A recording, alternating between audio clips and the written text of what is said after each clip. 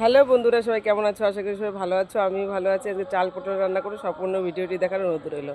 চাল পটল বানাবো, তার জন্য আমি পটলটাকে কেটে ধুয়ে পরিষ্কার করে নিয়েছি আর একটু ডিজাইন করে কেটে নিয়েছি। সে কড়াই বসিয়ে দিয়েছি, গরম হয়ে গেছে, তেল দিয়ে দিয়েছি। এবার পটলগুলো ভেজে নেব। আমার হালকা ভাজা হয়ে গেছে, আর তুলে নেবো। তেলেই ফোড়ন দিয়ে দেবো, তেজপাতা, জিরে।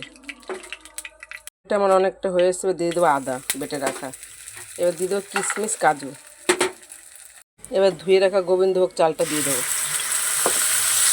একটা মশলা করে নেবো, একটা শুকনো লঙ্কা, একটা তেজপাতা, এলাচ আর জিরে, আর সঙ্গে একটু হলুদ গুঁড়ো দিয়ে বেটে নেবো। অনেকটা ভাজা হয়ে এসেছে, এবার বেটে রাখা মশলাটা দিয়ে দেবো। এবার পরিমাণ মতন জল দিয়ে দেবো।